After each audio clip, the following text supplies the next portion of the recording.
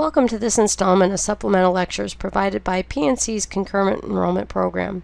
My name is Alexandra Kindle, and I will share some information with you that comes out of my history courses at Purdue University North Central. This is part 2 of a series on the legislation passed in 1862 by the Republican Congress after secession.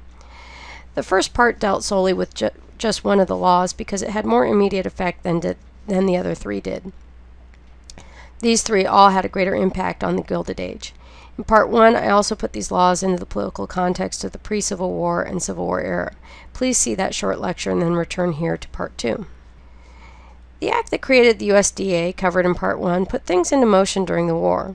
Its legislation had a long title, so most historians refer to it as the Organic Act creating the USDA. This referenced the fact that Congress conferred power. In this case, it conferred power onto a new agency that had broken away from a small office in the Patent Bureau. By the Gilded Age, the USDA had morphed and expanded because of the efforts of its employees and others interested in its work. That leaves us with 3 pieces of legislation to discuss. We will start with the development of the land grant colleges. Here we will get to see how Republican ideals about society, land, farming, and politics rolled into the legislation individually and holistically. We will examine both the effect on who got to college and some of what the colleges did in terms of preparing these students. Because of the importance of the railroad in this era, we will also take a moment to look at the Pacific Railway Act. And finally, I will examine the Homestead Act. While the Republicans passed 4 laws, there was overlap between laws because they were essentially the pure expression of the Republican ideology and the new party's platform. These laws cannot be taken out of their political context or the context of the war. Had the Southerners stayed in Congress after the election of Abraham Lincoln, there would have been far more debate about these bills, and most of them would have failed to pass. Keep in mind that Southerners spent much time trying to defeat anything that might allow the federal government to have expectations about the states because of the states' rights ideology, except for one. Both Northerners and Southerners prior to the Civil War wanted to see a transcontinental railroad built. They only disagreed about where it would be put. If you continue to study U.S. history in this time period, you will learn that there are many ways that we teach history to young people in the surveys, and often they are a bit overgeneralized, and the railroad issues is a good example of this. For students in high school or in the college survey, we often teach about Southern commitment to states' rights in comparison to Northerners' greater commitment to federal power. Yet Southerners wanted a transcontinental railroad on a southern route as much as Northerners wanted one on the northern route. Either route would have required a significant financial contribution by the federal government, and the tracks would have crossed multiple state lines. This would violate states' rights. This is just one example of Southerners willing to violate their state's principles to get the benefits that they wanted. The seceded states would have provided a check in Congress against this legislation, or against the northern route. Before the Civil War began, Justin S. Morrill from Vermont introduced legislation to establish government-funded colleges. Most Americans could not afford to send their children to college, and most Americans did not need the kind of educations contrived at places such as Yale, Harvard, and other major universities. Wealthy parents sent their sons to these schools to become lawyers, doctors, and clergymen, not to become workers. By 1857, it had become clear to people such as Morrill that the nation needed a different type of education. In his bill, Morrill proposed that the government support universities to train the nation's workers in agriculture and other skills needed, such as engineering. But in the 1850s, politicians were fighting about other things, as you know so well. As a result of these sectional tensions, Morrill's bill in 1857 was shot down by Southerners who worried that this would give the federal government more control over state matters. So President James Buchanan vetoed the bill to please his supporters, meaning the Southern Democrats. But after the South seceded from the Union, Northern politicians passed a bill that became the Morrill Land Grant College Act in 1862. As a part of the act, the federal government donated public domain lands to each state to sell and fund colleges for farmers and mechanics.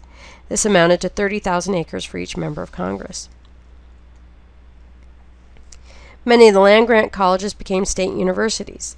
Iowa State Agricultural College and Model Farm became Iowa State University, the institution at which I got my PhD.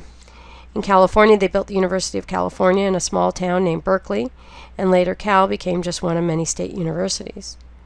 Across the nation, however, state leaders took the proceeds from the land sales to buy land, build buildings, or hire faculty. In the case of Iowa State, Iowa's legislature had already purchased a farm in Ames in 1858, but did not have the money to build the campus or hire staff. With the Morrill money, legislators funded the college. In 1869, ISU faculty welcomed the first class of 93 students. Students from around the state came to the university expecting a practical education at a low cost. Well, relatively low cost. In the older institutions, students learned the classics, including Greek, Latin, and other subjects that would not have helped the average person make an income. The focus on helping working people was clear in the names of the colleges and the outlines of the founding documents. Many of these schools were called A&M schools, which stands for Agricultural Mechanics. Iowa State had a motto about its goal to prepare well-prepared farmers and farm wives. The motto, Science with Practice, indicated that students would learn both theory and how to apply it. Students were required to schedule several hours per week of manual labor on campus projects. The elite of the nation went to Ivy League colleges while these schools were meant for the middle classes. During the late 19th century, a 4-year education cost a student an estimated $600 to $800. This meant that the entire family would have to be in support of the student, supporting him or her with the finances for tuition, room, and board.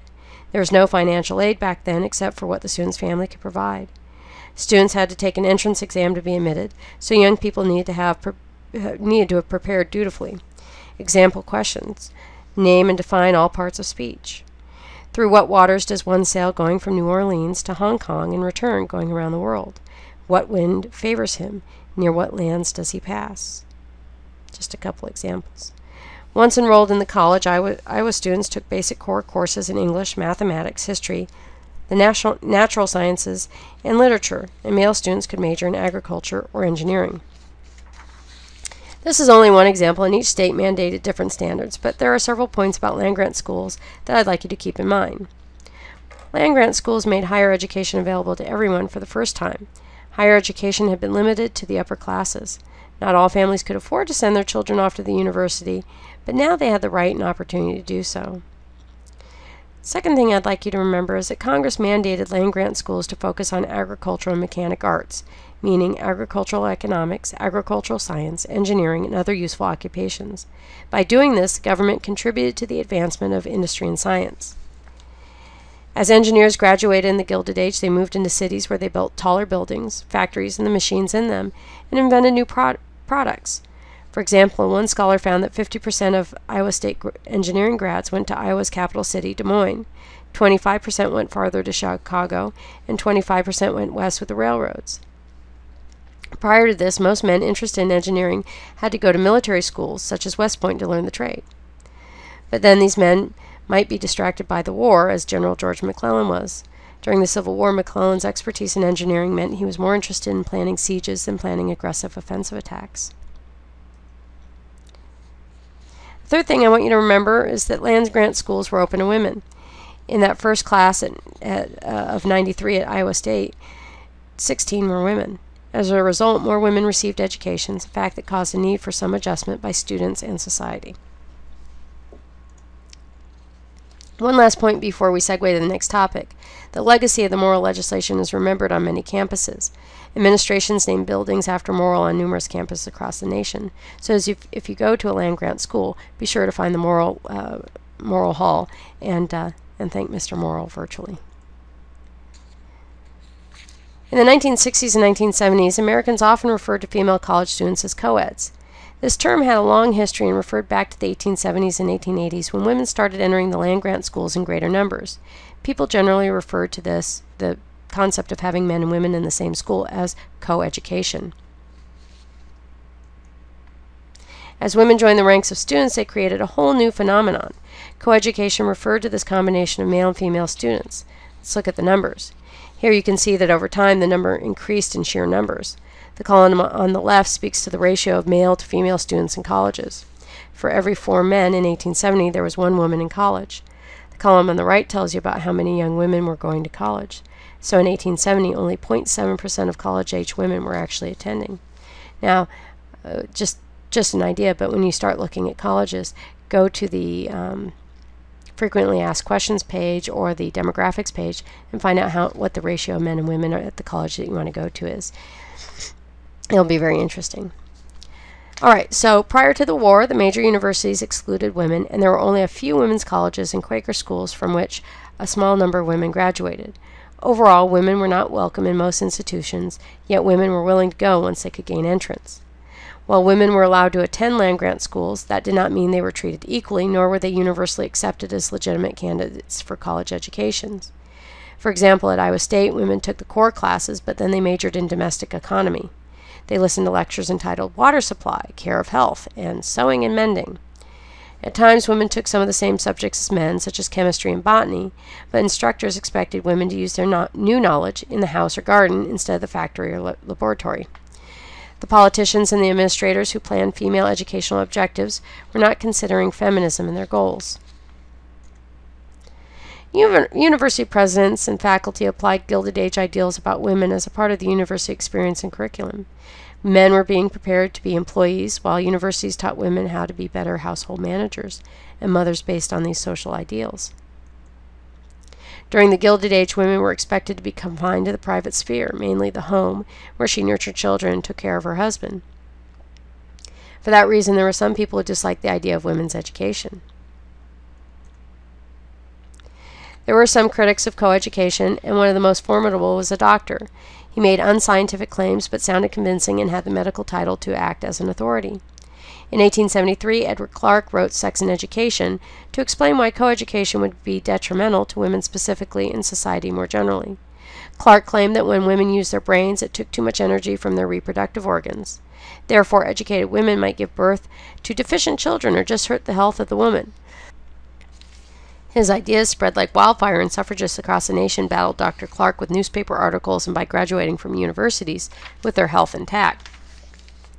They knew that women were far stronger and capable than the social ideals indicated, but had to wait for proof. Clark's ideas had no basis in biological or empirical evidence, but were based off the popular thought about women's civic roles. During the Gilded Age and Progressive Era, as you might know, many women embraced defining their reform activities based on the same vision of society. Yet at the same time, there were women who privately wanted more for their lives. Carrie Chapman Catt is a good example of a woman willing to embrace the good and bad of going to college in one of these new institutions. On the one hand, a college education promised young Carrie Lane, as she was known in her youth, promised her knowledge, opportunity, and a glimpse into the world of the public sphere. She had defied her parents to go to high school, which was not mandatory for a while. This took her away from the farm longer than her parents wanted. Not only did parents have to consider the financial burden of paying for the costs related to high school and college in those days, they also had to be able to run their farms or businesses without the help of their children. In rural America, every hand was needed in most families. For Carrie Lane, the expenses were too much, and there was little chance that her father would allow her to go to college, meaning he wouldn't pay for it. Yet her high school teachers encouraged her to go, and a family friend was willing to help her economically. Scholars thus argue that women needed both financial and emotional support to face external critics from Dr. Clark and professors and others in society. Catt's sacrifices and contributions to women's history were recognized at Iowa State, where she ended up going to college. And you can see on the right an old picture of Catt Hall. Later, she married twice, looking for husbands who would support her suffrage activities. So you can see that new colleges made an impact on history, and if you end up at a state-supported college, you may also be a beneficiary of the land-grant college legislation. Unless you're rich, white, and male, you probably could not have considered college without this law. Thank you, Mr. Morrill. During the Gilded Age, Americans discussed women's role in the emerging urban industrial nation as the woman problem or the woman question. According to the ideas based on separate spheres, women in the city had no productive role. In reality, this was only true for the middle classes, but these women as consumers did not need to have 8 or 9 children to help them with their work.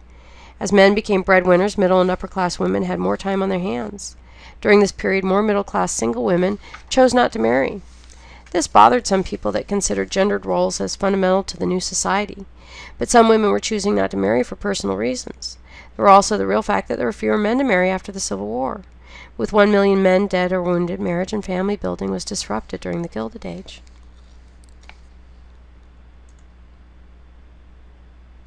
The Republicans who passed the Morrill Act continued to be a political force in the Gilded Age, and it seemed that reformers had a new role in the nation coming out of the Civil War. As the cities grew, farmers needed to be more efficient in order to supply growing urban populations. The land grant schools were meant to train farmers, and the USDA was supposed to help get new information to these well-trained farmers. However, the land grant schools in the USDA did not work as well as all had hoped. Few farm boys went to the universities, and those who did go to college decided not to go back to the farm. To everyone's surprise, the USDA failed to effectively publicize the detailed knowledge about specific regions that farmers needed. As a result, Congress passed the Hatch Act in 1887. Under the Hatch Act, the federal government funded research and publications to help local farmers. Since land grant schools were built in many western states, researchers often set up their experiment stations at or near the new universities. This meant that the government was now in the business of helping farmers for the benefit of both the farmers and urban people who needed food. The federal government also got itself into the railroad building business. The Civil War and its aftermath affected Americans' lives in so many ways, and the legislation passed during the war helped to change the nation as well. Just consider the impact of the Transcontinental Railroad. By now you might have discussed in class the rise of the cities and the expansion of the West in terms of farming, mining, and cattle. Railroads and new ideas about time and space made massive growth after the war possible. The Transcontinental Railroad allowed factories to be connected to resources and markets in ways that the congressmen who passed the Pacific Railway Act in 1862 could not have imagined. Not only did it allow for this growth, but the federal government now had to invest in national economic growth to get the road built, bringing the federal government into the lives of Americans more closely than before. It also changed how people thought about business, time, and space. It allowed Americans to think nationally. A process started because of the war itself. Before the Civil War, people referred to the nation as a conglomeration of states. Yet the victory of the federal government made it clear that this was more than that. Also keep in mind that prior to the Civil War, most people's interaction with the government was on a local, county, or maybe a state basis, but very rarely the federal government. So how did this all happen? It's easy to forget by this point how important the railroads had been prior to the building of the Transcontinental Line. States and private companies had invested in building lines throughout the East, which is now the Midwest, and even parts of the South. Without the battles of the Civil War, representatives from these regions, of course, fought with words about how to build these roads and what they meant. Yet it was clear that the Transcontinental Railroad was needed to open up lands of the West to development, which caused more fighting. With the exit of Southern congressmen, Republicans passed the Pacific Railway Act in 1862 and proposed to build on a northern route using the nation's financial resources. The United States government was not yet accustomed to just handing out cash, and the nation still had some other resources that people wanted, especially land. So the companies that won the contracts to build the new railroad expected to receive land and cash in exchange for laying down rail. There was a lot of precedent for this. During early wars, the federal government paid soldiers but also gave bonuses to veterans in the form of land. In both cases, this put less strain on the federal cash holdings and helped to develop the physical part of the nation. With the railroad, companies such as the Union Pacific and the Central Pacific could expect to get land grants along the sections they built. This map shows the extent of land grants over time, but for the first transcontinental section, this area provided the companies with their grants depending on how many miles they built. There is a bit more to it, as you will see. The government provisioned the land in a checkerboard pattern. As the railroad companies built track, they qualified for land along the route, yet the government reserved alternating sections for itself. Prior to this moment, the great resources in the world had been gold and land. When English colonists got to the shores and failed to find gold, they stayed because there was plenty of land. Remember how small and confined the islands of Great Britain were. By the Gilded Age, Americans had been well adept at extracting the riches of the earth from this land, so the government wasn't going to give all of its land away. The cash contracts and land grants were good incentives, however. There was plenty of corruption surrounding the cash, and if you're interested, check out the Credit Mobilier scandal for an example of how Gilded Age Americans exploited this opportunity. While cash provided the railroad companies with capital for building the roads, the land grants promised these companies and their stockholders long-term returns. The companies could sell land to farmers and townspeople to create settlements, guaranteeing profits from land sales and new clients for the railroads. Someone had to use these railroads, and farmers, ranchers, and businessmen would pay to ship goods east and west. I recommend watching the PBS documentary Sears Catalog. It's kind of old, but it's very good, to see this relationship in a more visual form.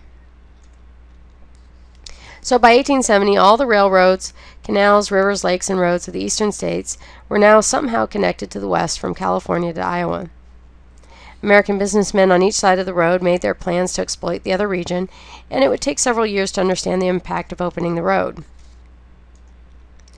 In 1869, of course, the two companies building the road met at Promontory Point, Utah. The ceremony there celebrated the massive efforts of everyone involved, from the workers to the federal officials who invested the nation's resources. At the time, there was a lot of hope for the nation surrounding these events. What did they mean?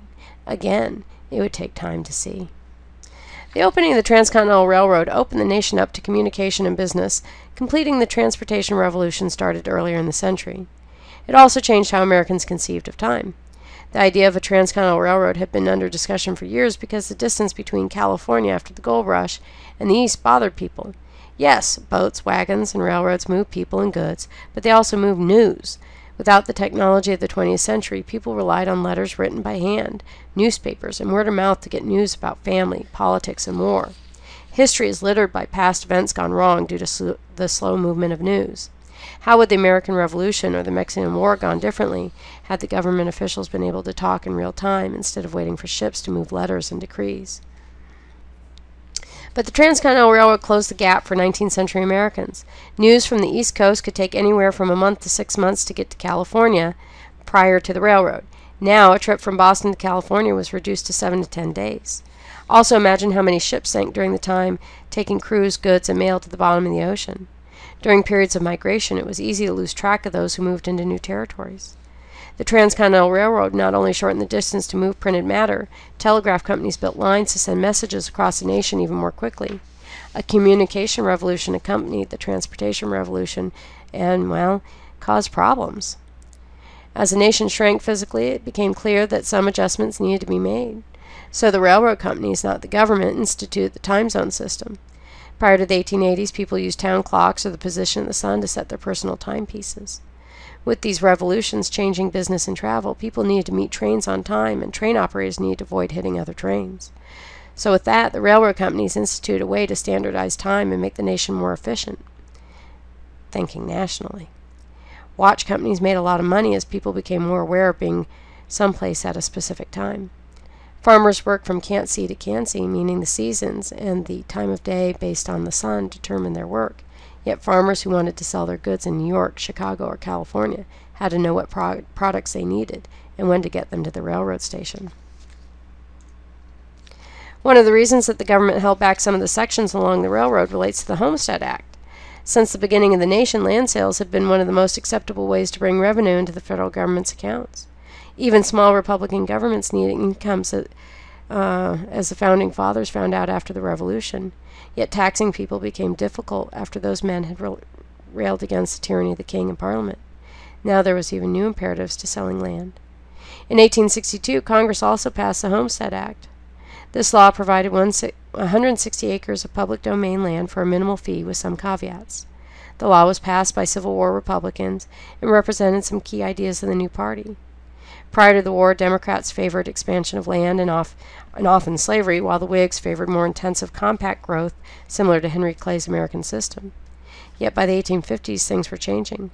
There were people who were part Whig and believed in building up American infrastructure with the help of government, but also wanted to see more land available to what they would call actual settlers. When folks referred to actual settlers in the past, they did not mean slaveholders who abused labor and might hurt the prospects of free men, or speculators who bought land to sell it as a profit. The free soil people wanted the United States to get more land for the little guy. Thus, the Republicans came about as a little bit of the Democratic Party and a little bit of the Whig Party without any slavery. We can see this in Whig-style policies such as a federally supported Transcontinental Railroad and more democratic land-based policies such as the Homestead Act. The Homestead Act also suited the people in the cities who started to see, even before the Gilded Age, that urbanization and immigration might start causing some problems. The West, where land was cheaper, could draw people out of the cities and create a safety valve to relieve some of the pressure on the more settled areas of the eastern states. Whether that was true or not, it didn't matter. That's what people believed at the time. And it worked for a while. Americans and immigrants flowed into the West. Farmers from what we call the Midwestern states looked for cheaper land. Young women who wanted to try making it on their own took advantage of the loopholes of the Homestead Act. Immigrants and Civil War veterans found safer places to escape their problems in places such as the plains. The government, railroad companies, speculators, and boosters all sold land, taking advantage of the 1862 legislation. Some got good free land from the government. Others bought land, but got interested because of the advertisements coming out of the land grants and Homestead Act. By 1890, it seemed the unending opportunity of the West was gone. The U.S. Census Bureau reported that the frontier was no more. That meant there was no longer space in the United States with fewer than 2 people per square mile. While there was still plenty of room for rural development, Frederick Jackson Turner, a historian trying to make his mark, gave his talk in 1893 that the frontier had closed and this had made major implications for the country. Keep in mind that the United States would not have its first urban decade until 1920. Yet Mr. Turner, here on the left, he looked at the census report and told Americans what had made the United States distinct was gone.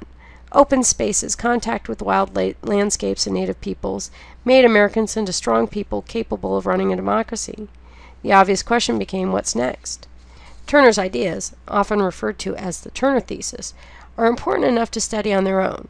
For now, they're a good ending point for the story. So to conclude, let's look at the legacy of the 4 pieces of legislation passed in 1862. Republicans created the USDA to help farmers on older farms or on new homesteads to become the best farmers they could be. It did its best expanding into the state colleges. In the Progressive era, the concerns of city people meant that the USDA would not only help rural people but also become the regulator of foods. The FDA came about after Upton Sinclair horrified his readers with depictions of factory-made food. The FDA continues to monitor our food and medicines. Its role in our lives is controversial in some circles, and Americans are still concerned about what is getting into the food supply on farms and in factories. The railroad system changed the nation in ways that we have discussed, but its presence and the ability of entrepreneurs to think nationally led to the expansion of interstate commerce. Some attempts at regulation appeared in the Gilded Age with the Interstate Commerce Act and Sherman Antitrust Act, but it would take more aggressive action and enforcement. Progressives, of course, began attacking the result of this, monopolies, but we are in a new era of massive growth and global versions of monopolies with multinational corporations. We have exported many of our labor and environmental problems, but not others, such as the expanding gap between the rich and the working poor in the United States. We also have exported many of our jobs in this round. Some say we are in another Gilded Age. What the container ships and the internet has done for us today started with the railroad and the telegraph. The question will be, how will your generation rethink policies for a better, more sustainable planet growth? When the Republicans enacted the Morrill Land Grant Act, they wanted to create colleges to prepare men and women better for life and work as it was changing. The post-Civil War era seems far different than the era before the war. Yet by the 1840s, it was clear to Americans that times were changing and people needed help adapting. It seems now that everyone needs college degrees to do well, but state schools have become expensive. Students are incurring high debt loads just as they are starting their lives and careers. This was certainly not the intent of the people who planned the legislation. 19th century people feared debt and avoided it whenever possible. With that said, what demands will you make of society when you're old enough to vote? One day you will need to consider the future of your children. Will it be one of struggle and debt, or will you help envision a better way to educate your children, as the Civil War Republicans tried to do? For my last point, let's return to Turner. The railroad helped to fill the nation in from border to border. Congress authorized the building of several more transcontinental lines, and people moved west. Turner asked his listeners at the Chicago's World Fair to think about the past and the nation's relationship to the frontier. As the Progressive era rolled around, it became clear that there were others who were concerned that America could no longer expand. Presidents McKinley and Roosevelt helped to start an era of overseas expansion that would, in part, lead to the United States becoming a world power. The frontier was now past the country's borders and brought us into new markets, but also new problems. These are just a few things to chew on, since the past does have an effect on later eras.